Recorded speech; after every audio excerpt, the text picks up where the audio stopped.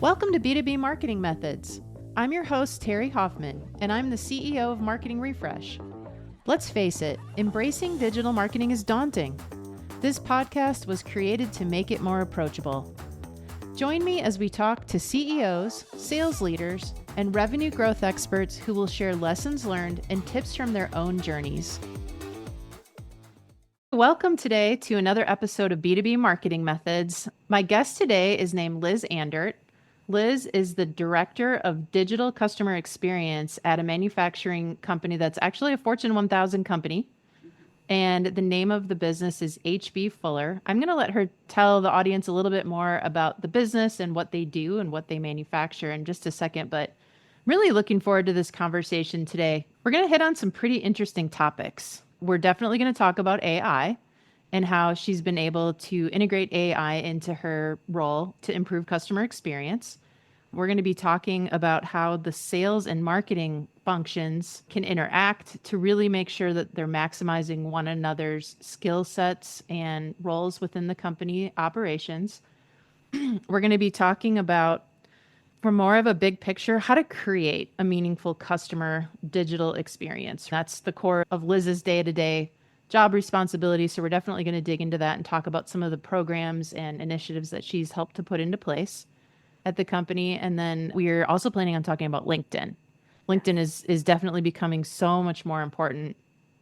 It's always been important in the B2B world, but I think it's starting to become more adopted by manufacturers and be a more meaningful part of the sales process, prospecting process. So I'm really excited to have Liz share some things that she's learned and been able to integrate. So welcome, Liz. Let's start with some basics. Let's talk about how you started your marketing career. And maybe you can just walk us through how you ended up where you are today. Yeah, definitely. Because I started my career in more of a traditional marketing communication sense. That was my passion. What I really liked about marketing was kind of the idea of creating that omni-channel campaign where you're focused not just on PR or not just traditional marketing efforts. At the time, it was a lot of print marketing and graphic design and that sort of thing. But I really enjoyed the communications piece of it, which brought everything together and just making sure that your messaging was consistent. And that really was my passion. So I started out in more traditional marketing. I worked for a hardwood flooring distributor, so that was more of a B2C market. I worked for the Radisson Blu Mall of America, which is the hotel at the time. It was the first one attached to the Mall of America. So we ended up doing a lot of really cool partnership type things as far as traditional marketing, offering packages and partnerships, doing social media influencer. And that's really where I first started to dabble in digital. And, it was something where it's not something that was offered in college when I went to school, right? Everything I really learned as far as digital marketing, I learned on the job as I grew my career. When an opportunity came up at H.B. Fuller for a position that focused just on digital, that was really intriguing to me. And looking back, that was probably one of the smartest things that I've done in my career, because really all of marketing is really going towards that digital and understanding digital, what tools are out there, how you should push your customers through that journey, through their digital journey, and how you should really have those digital touch points. So really focusing on that digital was really important. So when I first started at my job, I was still one of the only employees at the company that had digital in their title. Now, thank goodness, we've understood that true traditional digital transformation is really what a company needs, even though we are B2B and we're manufacturing. So traditionally, we're maybe a little bit behind as far as our outbound technology, digital marketing efforts. But really now we've been able to expand that digital marketing person into, now we have still a smaller team, but a digital team that's really driving digital marketing from a centralized corporate standpoint. And then recently expanded my job to really focus on that entire digital customer experience. So the whole digital experience, all the way through to even buying as well as repurchasing and things like that online. And what does that whole digital ecosystem look like? What are our customers asking for? And how can we make that a better experience for not only our customers, but for our employees as well? Oh, well, that's a good point too. Can't Hmm. forget about employees. So No, they what, go hand in hand when you yeah, start to take a look at it. what do you think was the driver behind your company embracing this whole transformation that you're Yeah. describing? I mean, I think some of it was our competitors are doing some of it, so we really need to do this in order to keep up. And Mhm. then it was kind of like, well, what can we do now to even catapult ourselves even further and get a step ahead of our competition in doing this? Yeah. The other one was customer demand. Customers were starting to demand it. So, customers, whether they're buying a small piece of adhesive for a car that they're manufacturing, they still want that Amazon like experience online, and they want to be able to just go online and do some of their research before talking to someone, especially when it comes to a reorder. They just want to reorder online and they don't want a lot of customer interface necessarily. Buyers are becoming younger, so we need to adapt to those demands. Yeah, I think that's like interesting statistically if you look at Hmm. it. It's people, I'm 52 years old, so I didn't grow Yeah, up with the internet, right. but I got the internet very early in my career, and so a Hmm. lot of my day-to-day habits at my age have been built around being able to use the internet. So anybody younger than me started their, probably in high school or in their college life Yep. already having those habits be formed. And so their expectations as just a consumer, it doesn't matter, like you said earlier, it doesn't, that Amazon like experience is something that is really important. I still like talking to people Yes. and meeting with people and having the experience of working with a salesperson if there's Yep. something that I need like more help understanding the value to my Yep. organization. But how We you can then look for those opportunities to build in, like maybe you can elaborate Yes. on that. Yeah, because I've run into some of that stigma in the position that I'm in because I have to relay to the sales team that this is not going to take your job, but it's going to enhance your job and it's going to get people further down the funnel. It's going to get them more digital touch points. We have a very technical product. We're adhesives and sealants. So there are certain chemistries that you need to understand. You're gluing this substrate to this substrate. We absolutely still need salespeople to be working with our customers to make sure that they're getting the right adhesive for their job. We don't want them making the entire decision online. That's why we don't have an e-commerce platform where people just come and buy online. So we still need that human touch. That's very, very important when you're talking about mirroring a digital strategy with a sales strategy that's potentially a little bit more traditional. You still need that, and I don't want any salespeople to think that these digital tools are going to take their job, but I need them understanding it's going to enhance their job. And we do have to provide this information online because that is what our buyers are demanding. Yeah. So I would assume that you guys have to spend some time thinking about and doing research on what are our customers looking for online versus what constitutes this is a conversation that needs to Yes. happen. Like, do you guys spend time doing that research? That is part of our customer listening that we've really kind of expanded from digital marketing. Yes, and my team still does all that, but we've really understood that we really need to be looking at that whole experience. So, that digital listening, what are people saying? What are people wanting? How are people wanting to interact with us? And what information should we be automatically supplying ungated on our website so that people can self serve for as much information as possible to free up time from our salespeople so that they can be doing the more value added part and helping them pick out the right product that's right for them. But we Yeah. know that people are still doing that research online before even contacting us as well. Right. I saw a stat from Accenture that came out, I want to say in 2024. It's like 94% Yeah. of B2B buyers are actually doing that research online Yes. before they reach out to a salesperson. And that's why in even the B2B area, you have to stay on top of these digital trends if you want to stay, in the game, to be honest. I think that you have to be focusing on this, you have to be investing in it, and you have to be in charge of that organizational change management within your company that places having this digital mindset and using data to make these data driven decisions and using online tools to create those additional digital touch points for these buyers even before a trade show, right? Like trade shows are a very traditional selling tool for manufacturers, and there still is absolutely a place. But then after you go to that trade show, for example, write about what are the trends that you saw at the trade show. What is your value add? Create that piece that has all this SEO and GEO to amplify that message that you were saying at that trade show. What is the hook? But also make a digital piece to complement those more traditional marketing methods. Okay. You used a brand new acronym.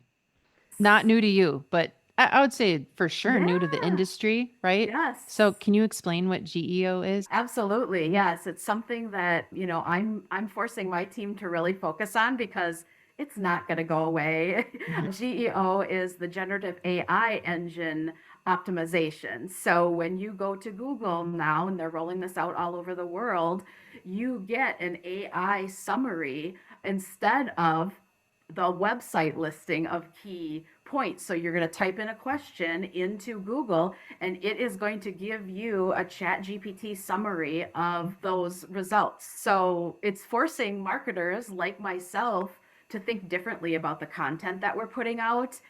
It's bumping down our website, right? Where we Mhm. used to rank higher with certain keywords and certain terms or questions that we were getting those higher results on. And now we have to focus on optimizing our pages and content for this new algorithm that Google has come out with. So we're working on really making your content readable, searchable, digestible. Now you're concentrating on getting that zero click result.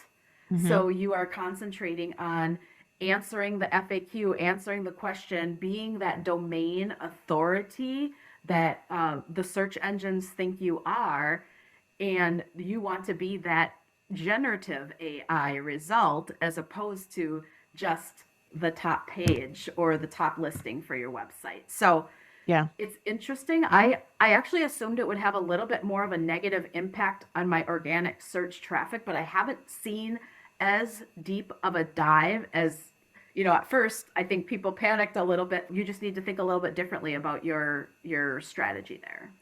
Yeah, no, I agree. And I mean, I think some industries have seen a deep cut to their Mhm. organic traffic. It all comes down to how competitive is your space in Yeah. terms of search results. And so if you've been able to kind of escape at this point without that deep cut to Mhm. your organic traffic, that's to me, that is kind of a reflection of your user habits, right? You still have users who are relying on those search results and they're probably scrolling down further and looking Right. for a certain brand or Yes. reputable website that has the information they're looking for, and they're not maybe going to trust the top results that are AI generated.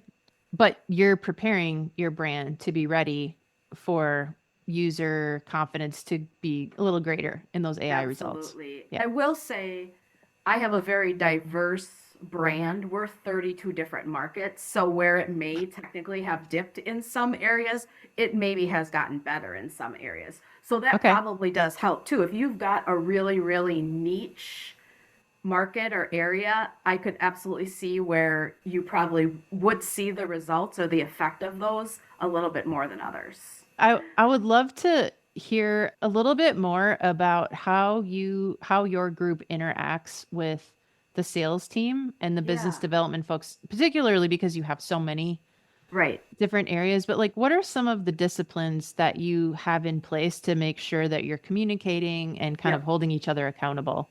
Yeah, that's a really great question, right? And kind of an age-old thing that a lot of marketers and salespeople are still kind of trying to figure out. And I think it's important to remember, like, you're on the same team. The work that you do can complement each other. So a big thing for me is building those relationships and helping them understand that, showing them results, showing them things that we've done. It might be overkill as far as showing some certain analytics and things like that, but I think it's really important to just maintain that relationship. So I have regular meetings with all of our different global business units, and I tell them what we're working on. And I use it as a fact finding too. Like, what are you working on? I need the information from them just as much as they need the marketing teams to support their initiatives. They're the ones closest to the customers. So I also need, what are you hearing? What do you need from me? What are you answering over and over that might benefit having something online where people can just search for it and that might free up some of your time? Who are some of the prospects that you're going after? And me helping figure out where do they live online so that we can be getting to them that way, so that those prospects are seeing our name, seeing our brand in a couple different areas. So really working together to complement the work that each is doing, and then circling back and then reporting on those efforts as well, and showing sales the value that you're bringing to them, and listening to the sales teams and hearing what areas are they really working on where digital could help boost those efforts. Yeah. I mean, so what you're describing is sort of an oasis in the desert. Yeah.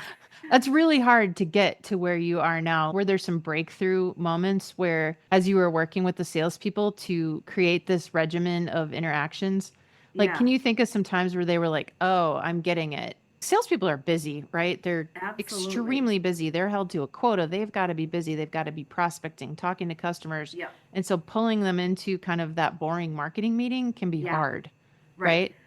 Yeah. I think a lot of it starts a little bit with education as well, because even before I got to those points in my relationships, I did a lot of educating on what we did, what tools we have, showing them and kind of wowing them Mm-hmm. almost with some of these. So I would say, in particular with LinkedIn, and I know we wanted to talk a little bit about this anyways, but showing them the people that follow us on LinkedIn, they're not just our employees. That was one of the things that I would get when I first started. They're like, oh, just our employees follow us on LinkedIn. I'm like, well, no, because we have 4,000 employees and 40,000 followers when I started, right? Now we're up to 165,000 followers. So showing them, see, I can put this out here. I can get this in front of this many thousands of people, and it's one article or one piece.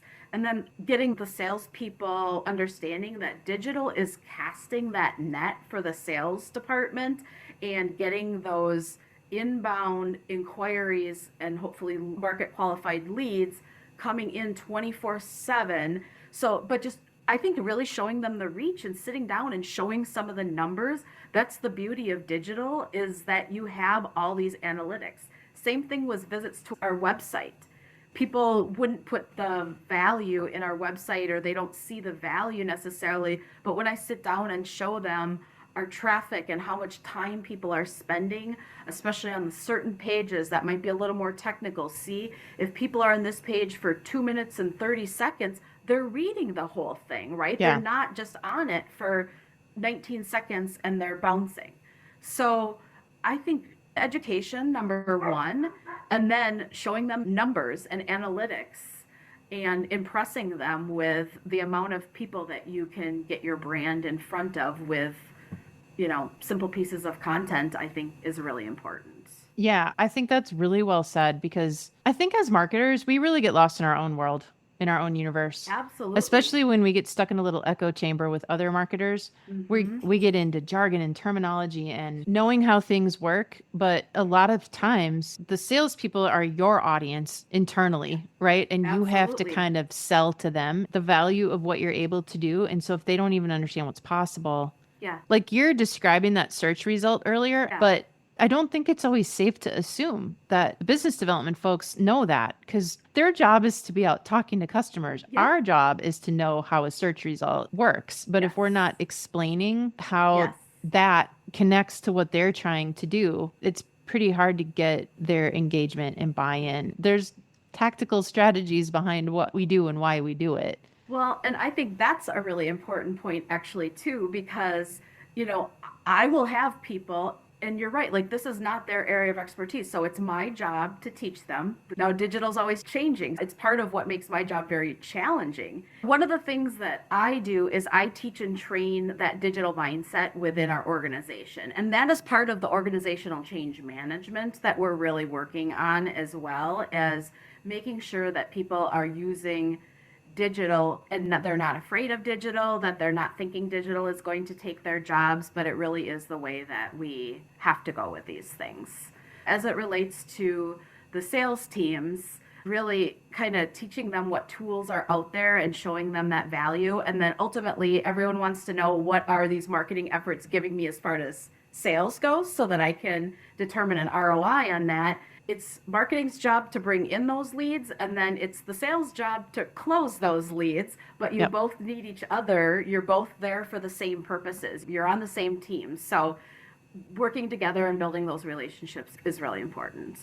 Yeah. It sounds like what you did is you said, all right, we need some common language and we need some common ground that we can start growing our relationship from, because if we're both speaking different languages, very hard to get on the same page and view ourselves as on the same team. I would suspect that you had some really good support in the upper management teams to make sure that those gaps were kind of being filled and that the relationship was being nurtured between the two groups. Absolutely. And ultimately, the culture shift that digital is important to our company has to come from the top down, or you won't get everyone on board as well. So, and then just continuing to repeat that message, to show that message in different ways, to show all of the different ways that these things are already happening within our organization. It's also not just my department doing these initiatives, but we can build some of the fancy tools, but we also need digital to be working on the other side of things. People need to be able to track their orders. They need to be able to know if their order is going to have a delay or something like that. They need to be able to reorder easily. So all of those digital ecosystem has to also be working on the back end in order for me to also do my job from a digital marketing perspective. No, I love that you just pointed that out. I do think for a company like a manufacturer that has a product that might be 6 or 7 figure purchase, what you're describing can be hard, but it's still very important, right? If the price points are lower than 6 or 7 figures, maybe more like a 4 or 5 figure purchase every time, then if you don't look at that whole experience, I think a lot of people operationally think, oh, marketing, leads. Marketing needs to help me get new leads. Well, yes, that is one area of responsibility, right? Building awareness, generating leads. But what about how marketing is supporting your whole role, the whole customer experience? What about after they're a client? The easiest way to get more revenue for any business is through existing relationships, right? Absolutely. So how do you look at dividing your time as a group between those different areas, like from prospecting to demand generation to existing customers? Yeah, that's a really good question, because also in our particular industry, we have an extremely long sales cycle. So we are talking like even 12 to 24 months for some of these things. Okay. So, you could be talking like a big purchase. It takes a long time to convert that prospect into an actual sale as well. So I also spend a lot of our time on brand awareness in order to help get people thinking about us when they are ready to purchase. I want them to think about us. So positioning our company as industry thought leaders, but you can do that really, really well through digital content pieces, through featuring your technical experts, by showing your customers that you know their industry without hard selling them an actual product, by getting in front of them. So my team actually does spend a lot of time there and building that brand awareness because of how our products are so specific and because of that long sales cycle. But then ultimately we want to stay in front of them, right? Which is another great way digital is able to do that. So we'll spend some time on that. We'll spend some time on Google Ads and working with our SEO strategy, but where can Google Ads really get us to where we need to be for some of these long tail keywords that are maybe a little bit more overarching for our company, because we serve so many different markets. That's even more challenging, where I really have to focus on the more overarching strategy, where some of our business marketers within the organization, they'll concentrate a little bit more on really business specific type strategy as well. Okay. So Yeah. that also makes my job a little more challenging as far as in making sure that those strategies align. And then ultimately, you're dealing with the customer and when they actually become, and like maybe maintaining that customer is just continually putting out that thought leadership content or that what's next, or if sustainability is really important to your customers, making sure that us as a brand and a company are talking about those things that we know are important to our existing customers as well. So Yeah. honestly, we really do spread our time across, but we do probably spend a lot more time in that prospecting section just because of that sales cycle. Yeah. 12 to 24 months is really long. Mm-hmm. I do think in a manufacturing business, that's probably more common than not, because most manufacturing purchases are of the multiple different ways we could solve this problem. Which one is the way that we're going to go? And does that make sense to the whole team of us involved in this? Because Yeah, it's usually a team sale that has multiple stakeholders on the other end of the relationship. And you've got to make sure you're answering questions for it's got to meet all the emotional needs and it definitely has to meet all the logical needs for every single absolutely. person Yes, on the yes, other end. It's complicated. absolutely. So let's talk a little bit more about LinkedIn. I think one of the things that I would love people in our audience to just really maybe develop more of an appreciation for is one of the biggest mistakes that marketers can make is jumping immediately to tactics and trying to Yeah. figure out like, oh, this would be a great way to use Google Ads, or this would be a great way Mm-hmm. to put an email campaign in place. It sounds Sure. like what you've done is you've worked very hard to like really step back and study Yeah. what's going on with your customers and have a strategy. And then from that strategy, determine which channel or tactic would make the most sense to sort of attack this part of the Yeah. strategy. I just think so many marketers jump straight to tactics. Yeah. Absolutely. So, yeah, we focus basically our entire social media strategy on LinkedIn.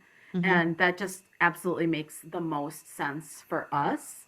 Now, I'm in charge of the whole corporate strategy, so I also have to worry about or consider the employee brand and, recruiting and things like that. I actually use Instagram a little bit more for some of that strategy as far as employees go, but really LinkedIn on from not just a powerful recruiting tool, but a tool where people are getting industry expertise from, where people are going to figure out what is going on in my industry. Here are the trends for 2025 that I think might affect my business and exactly what I do. People are seeing LinkedIn as a resource. So, as a brand, you need to be out there talking about the things that are important to your customers, helping them understand that you know their industry, you're right alongside of them, you have experts that know their problems, and here's how we can help you solve your problems, right? Whether it be talking about a case study or something like that that's speaking the same language as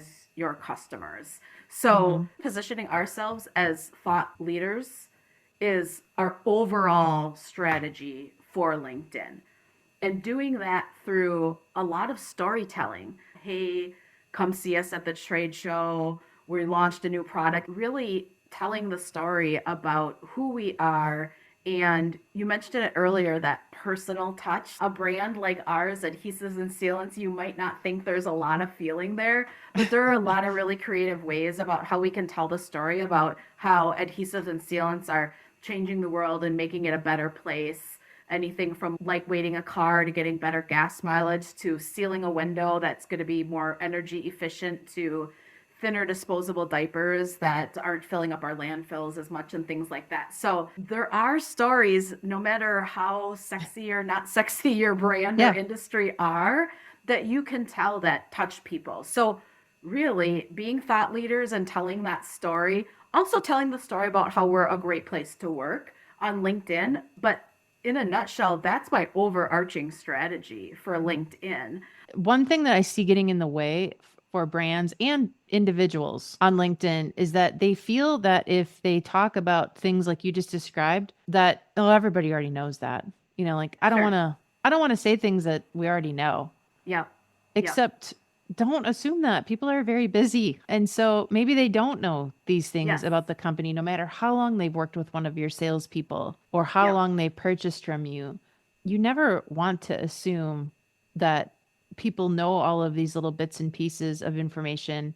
It's no Right. different than a friend you've had for 20 years or 25 Yeah. years. You're always discovering something new Yes. about that friend, right? Yeah, absolutely. And people are using social media as search engines. So Yeah. then when people are searching something in the search bar in YouTube or LinkedIn, I want our content showing up because that makes our content last longer too. So you're right. Not only can you not assume that people know it or saw it when you first talked about it, but you also want that content to live out there. There is value in putting out that content, articles on LinkedIn. I'll talk about one tactic now. I will take a blog that we have written, I will use AI to summarize it into a shorter LinkedIn article, not reinventing the wheel. But why would you sit down and spend that time to redo that blog, but then post it as a LinkedIn article? Then there's Hmm. search engine value within LinkedIn when people are searching. Gosh, how could I do this down the road? Or what would be, I'm this big architectural glass building. What would be cool sealants for this window or whatever? Like, then our content is showing up. So I treat LinkedIn like a search engine as well.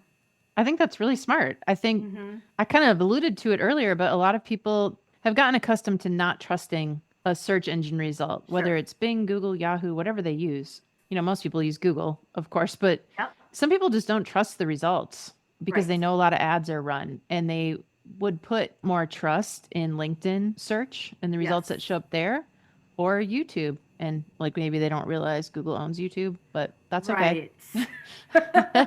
It's Exactly. that content just holds more weight and more Yeah. credibility, I think, on those two channels.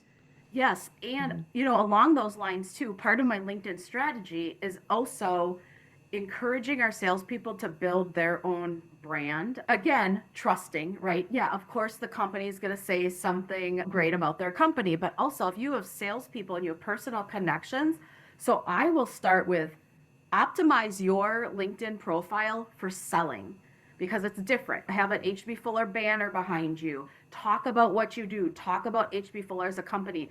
I will give them an optimized description of the company that they can put on their LinkedIn profile with all the right keywords in there. I encourage them to grow their network within the industry and connect with people that are like minded, connect with prospects, connect with those people.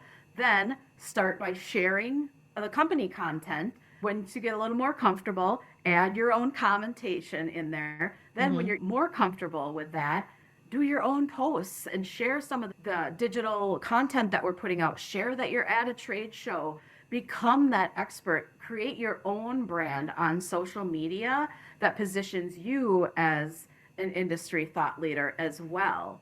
Yeah. So that complements what we're doing from a business perspective. But having that activism from your salespeople or other connections and people within your company on LinkedIn help you amplify that message as well. Yeah. Can you tell if there is a difference in the success of those salespeople? I get success stories from them, and then they'll say, Liz, so and so reached out to me. It was right because of this post. Then I advertise that and share it out broadly, right? Like, here's a real life example that takes a little bit to get some of those, but people have coldly reached out to salespeople on LinkedIn because of something they saw. Yep. And That's if that awesome. turns into a customer that buys from us every single year, and it costs nothing, I mean, why wouldn't you do that? I encourage our salespeople to spend at least 10 minutes a week on LinkedIn, right? Like, that costs nothing. Share our company information, post something, take a photo next time you're at a plant or something like that. Talk about Hmm. where you are. It's really easy and it's free. And so, why not get that digital to start working alongside of you if you're a salesperson? Yeah. That's awesome. In fact, out of all the stuff that we've talked about, Yeah. if there are smaller manufacturers who are listening to this episode, Mm-hmm. well, actually, small, large doesn't matter. If you're just Sure. trying to get started Yeah. and take that first step, that is one of the quickest and easiest ways to get started Yeah. to see if it can create some impact for your Yes. brand. People buy from people they know, like, and trust. And so if you've got this platform that you can start getting known on and build trust, then you've just got to be likable when they actually pick up the phone and talk to you. exactly. We can't help you with that part. No, we draw the line there. We're not responsible for personalities, but we can. I think there's a lot that just when brands are looking at taking those first steps and just getting started, LinkedIn and even the salespeople just getting active is such a critical first step. I think so too. I think it would be a great, fairly easy, fairly user-friendly way, very similar to other social media platforms that would use in your personal life, and just make it more professional. And I think that is a really great way to start getting out there, honestly. Okay, so can we talk a little bit about LinkedIn targeting? Because when you and I were preparing for this interview, I was telling you that back to education, it's really, I think it's hard for business people, business development professionals to fathom the ways that we are able to reach prospects and reach the audience on LinkedIn. So could you talk a little bit about how you use some of the targeting strategies? I do invest in LinkedIn advertising, and I encourage all of our markets to do the same. First off, you're going to build that online community.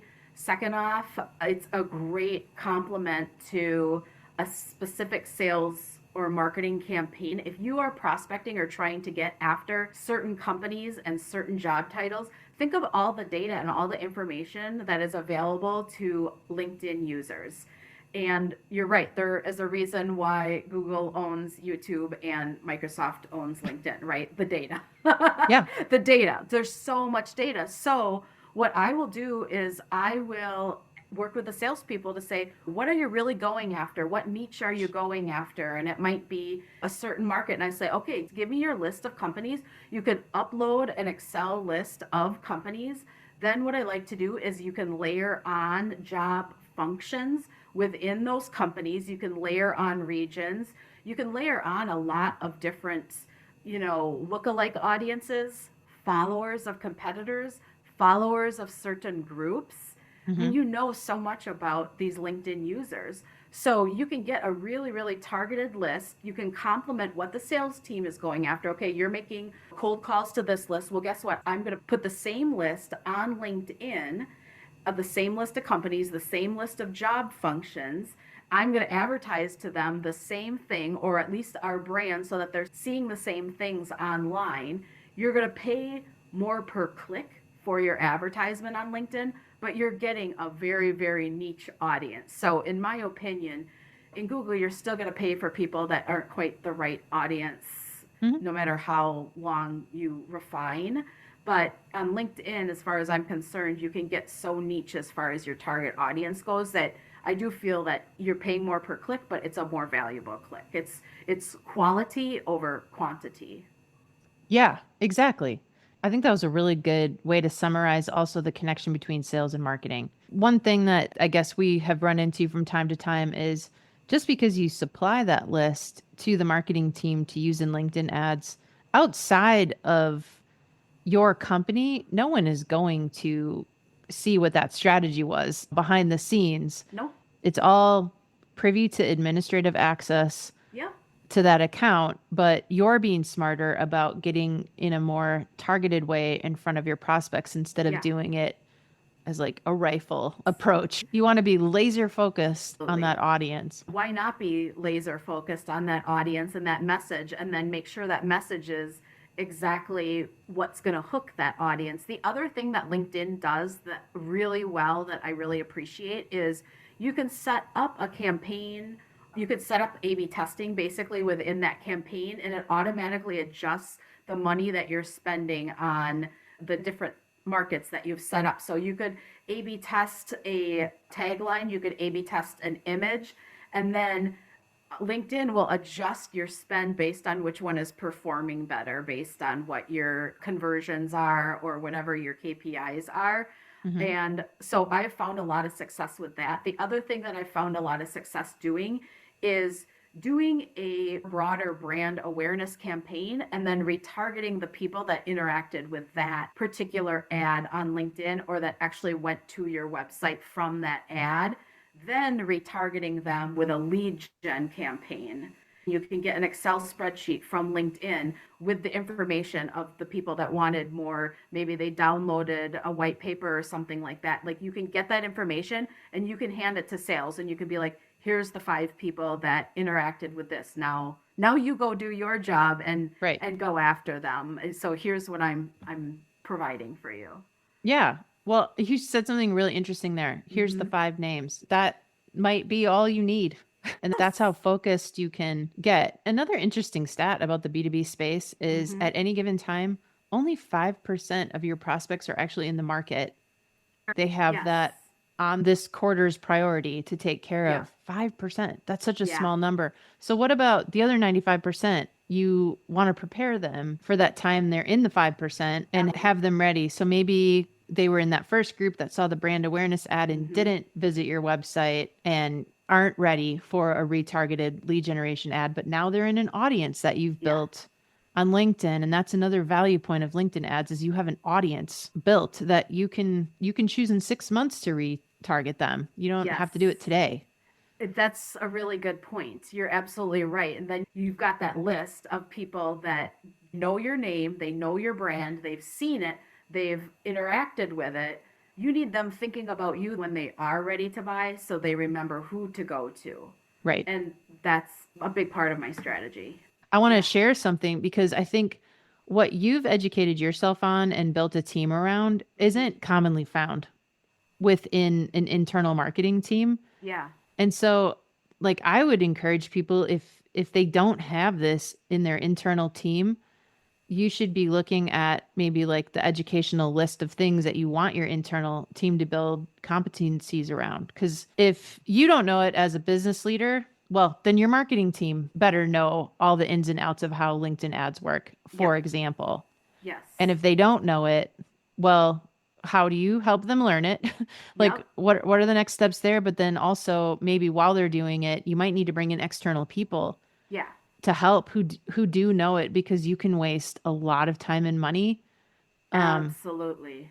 Like, and do that with some of the stronger tactics. Like I know this much, right, about it, and I know how to talk about it, and I know how to articulate what I want and to ask the right questions, but I don't know how to go in and like adjust my Google ads. I mean, that's like an auction, right? Like I can't know all those things, not to mention it's changing all of the time. So like, you're right. Like I absolutely rely on other people to know the whole depth and breadth of the way that a lot of that works.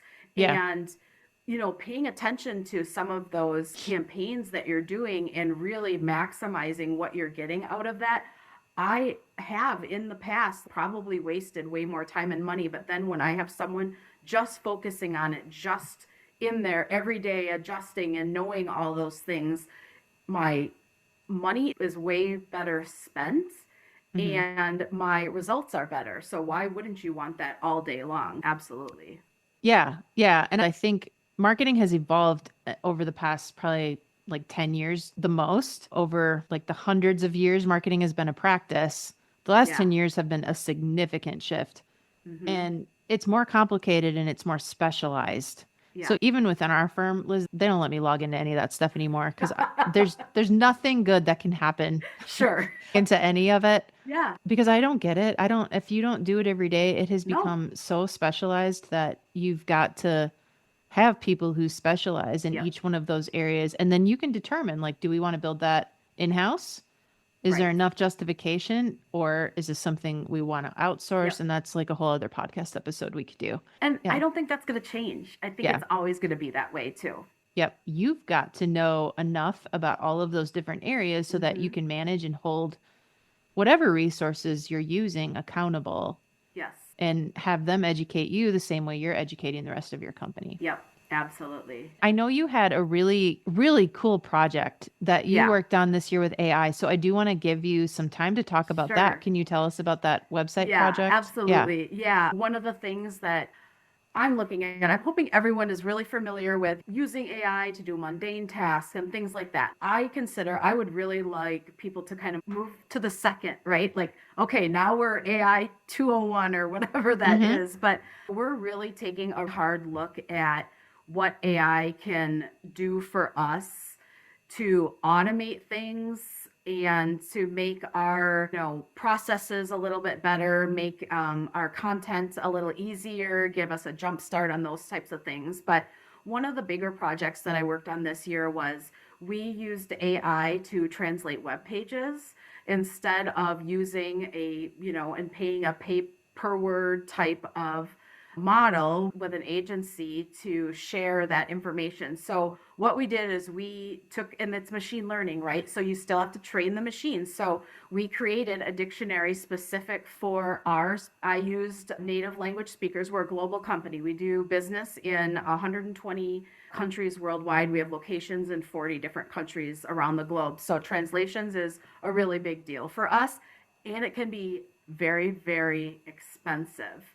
And it's tricky because we have a technical product that we're putting out there. Things don't translate the word clean energy together. Those words, clean energy, means something, but separate, the word clean and the word energy means something different, right? So you really have to pay attention to how you're translating words. So what we did is we trained AI platform with our brand, our technical words. I used people within our company just to validate certain words. Hot melt is another one. You've got the Okay. word hot and you've got the word melt, but hot melt glue together is a totally different thing, right? So I needed people from H.B. Fuller to tell me, okay, what is hot melt in Spanish? What is hot melt in Chinese? I used people to basically create my own H.B. Fuller dictionary that I had validated within our company. We uploaded that to our own instance of AI and trained it with our brand, our speak, our technology. We told it words not to translate, so brand names and things like that that were important to us that you don't translate. Yeah. And we connected it to our website, and instead of sending out our inquiries, Google Translate, just as it used to be 5 years ago, was not working for our company. We actually took it off of our website. But now, because of how far AI has gone and how you're able to actually train a machine, we were able to translate it using our new AI automatically with a connector, put it back into our website. So you're not copying and pasting back and forth. Again, automating that process that used to cost us tens of thousands, if not more, every time we wanted to launch a new language. When right now we can have a machine doing that, and we're virtually not paying anything for translation on our website anymore Wow. because it's become that sophisticated. I was really proud of that because we solved such a big problem and a costly expense for our company. But it's just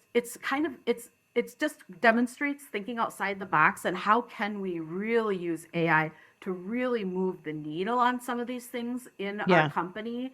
And that is another thing that is not going away. That is, AI is here to stay. So really embracing it, not being afraid of it, and using it to make your life easier, using it to save money, using it so that you can be doing more value added projects, your employees can be doing more value added projects. And I was able to then spend the money that I normally would have spent on translating into website development, which I'm going to get way more ROI out of spending that money in another bucket that's going to make the user experience better rather than just spending it on translating into one XYZ language Yeah. that, may or may not help a ton for our company. Well, it is really interesting because at the end of the day, people are going to be more comfortable doing business in their first language. Absolutely. Right. So Right. you have to check that box on Yes. delivering the right customer experience. Yes. Like I'm gonna search in English, and if I've learned Yeah. some Spanish so that I can function with a Spanish Yep. speaker, that's probably not going to be what I want to search in. I'm going to search in English. Absolutely. And so you were able to come up with a solution that met the customer need in Yep. a meaningful and um, impactful way Yeah. while doing it in the most cost effective way that you could possibly do Absolutely. it. And Yeah. then you've got a global or regional SEO effort as well, right? You need Yeah. to have those keywords in those other languages for those people that are searching in those other languages. Yeah. Major bonus. Yeah. Oh, but That is like massive SEO value. yeah. And Yep. but you took a customer first approach, right? So customer Absolutely. first. And if you focus on the customer and what they need, the SEO value will come. I Yes. think when you do it the other way around, it is Right. typically disastrous. Yes. Yes. Short-lived for sure. Yeah. Okay. Let's discuss a part 2. This was really good. I think I really appreciate your time. Thank you for coming on. Oh, of course. It's I just enjoy this. amazing how generous you were with kind of sharing information. If people, I guess, in your industry are interested in Yeah. getting a hold of you, what's Yeah. the best way to connect with you? Absolutely. Probably LinkedIn is probably the best way Okay. to get a hold of me. I have LinkedIn open on my screen all day long, every day, because of what I do for a living anyways. So yeah, that's probably the best way. And I'm always open to help other people in similar positions as mine. If I figured something out or tried something, why not Yeah. help other people out or have that conversation? I often learn the most from people who do similar jobs as mine within the industry. Yeah.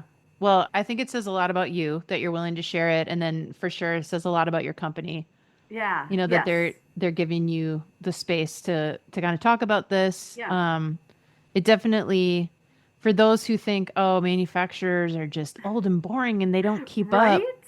No, I mean, look at not us. We're not true. old and boring. I Enough said. love to hear about the things that you guys are making a priority, all for the customer. Absolutely. Just really better serving the customers. That's Yes. really neat. Thanks for sharing all of that. Yeah. Thank you so much for having me. I enjoyed it. Thank you for listening to B2B Marketing Methods. Please be sure to follow us on your favorite podcast channel and leave us a review. We'd love to hear from you and connect. You can find me on LinkedIn or visit our company website at marketingrefresh.com.